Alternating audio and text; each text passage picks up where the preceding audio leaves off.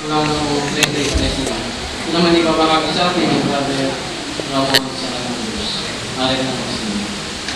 Sino po ba dito mga kapatid? Nakasakay na sa aeroplano? Taas po kamay. Yan. Salamat. Seria. Kaya ko po tinatanong kung sino po yung nakasakay na sa aeroplano.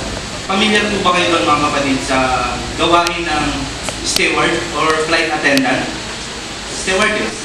Ano po ba yung ginagawa nun? Ayun. Bueno, ang steward po, ito po ay ang inatasan na mga siwa o mga laga sa mga pasahero doon sa loob ng aeroplano. Kaya iniisip ng mga steward palagi yung kaligtasan ng mga pasahero. Ngayon, nalaman po natin na doon sa loob ng aeroplano, kung meron pong pamamahala o pangangasiwa doon sa loob ng aeroplano, na meron silang pamamahala doon na pinatutupad. E paano naman po yung pamamahala ng Diyos? Meron din po kaya siyang iniisip para sa atin? Maganda pasagutin po natin ang Biblia. Sa aklat po ng Efeso 1:10. Efeso chapter 1 verse 10. Kung nariyan na po kayo, ganito pong sabi. Ukol sa isang pangangasiwa, sa hustong hangganan ng mga takdang panahon, sa makatuwid nga, upang muling tipunin ang lahat ng mga bagay kay Kristo, ang mga bagay na nasa langit, at ang mga bagay na nasa lupa. Oo, sa Kanya. Napansin niyo po mga kapatid, yung binanggit sa unang bahagi sa atin, sabi dito, isang pangangasiwa. Sa English Bible po, yung salitang pangangasiwa ay administration or economics.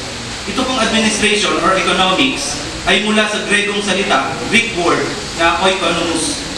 Ayan. Kapag po binabanggit yung administration, ano po yung pumapasok sa isip nyo, mga kapatid? Administration. Magbigay po tayo ng halimbawa. Administration, ha? Pag sinabing administrasyong Arroyo, diba? Administrasyong Pinoy. Di ba po may nagsabi pa nga na samahan niyo po ako sa daang matuwid. Diba? Kapag walang kurap, walang mahirap. Yan po ang administrasyon ng tao. Kaya lang nakakalungkot eh. Kasi sa kabila ng pagsisikap ng gobyerno ng tao, hindi pa rin nila nasolusyonan ang tunay na problema ng sangkatauhan. Pero, naglaan po ang Diyos. Naglaan po ang Diyos ng isang sakdal na pamahalaan. Ito po ay yung perfect administration. Ito pong administrasyon ng Diyos ay binubuo ng dalawang grupo. Ang unang grupo po ay yung mga bagay na nasa langit at ang ikalawang grupo naman ay yung mga bagay na nasa lupa. Ang unang grupo po ay binubuo ng 144,000 na kanyang mga pinili ng Diyos, mga pinahiran. Ito po yung makakasama ng ating Panginoong Jesus sa langit at doon sa langit, mula roon ay mamamahala sila bilang mga hari sa ibabaw ng lupa. At ang ikalawang grupo naman na binanggit dito ay yung mga taong maaamo, yung binanggit ng 1:10:16, yung ang ibang mga tupa. Yun. Ito po yung mga taong maaamo na maninirahan o mabubuhay magpakailanman dito sa paraisong lupa. Ayan. Kaya ngayon, alamin naman po natin kung kailan po ba ito nagsimula, itong pangangasiwa o pamamahala ng Diyos. Sa ating pong referensya, nagsimula po ito Pentecostes 33 CE. Sino po bang nakakalam nung 33 CE? Naalala niyo po ba mga kapatid kung kailan ang pinatay ang ating Panginoong Hesus? Di ba namatay siya? Anong buwan po yun? Sino po nakakalam?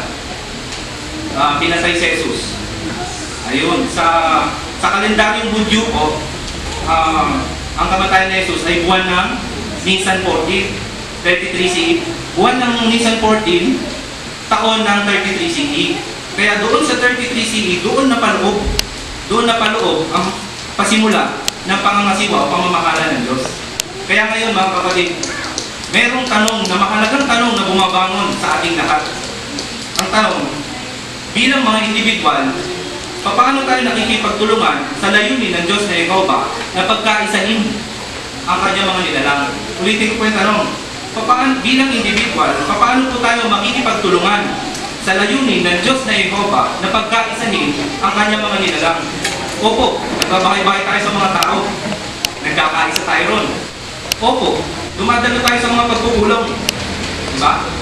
Dumadalo tayo sa mga assembly. Meron pa nga tayong family worship. Nagkakaisa tayo ron. Pero kumusta naman? Kung mayroong kapatid na nakasakit ng damdamin natin, paano yun? Nakahanda po ba kayo na lubusang patawarin yung kapatid na yun? Kayo po makakasagot niyan. Maraming salamat, Brother Salatambos. So, nakita natin kay Brother Salatambos yung nakapupukang pambungat. So, tayo ba ay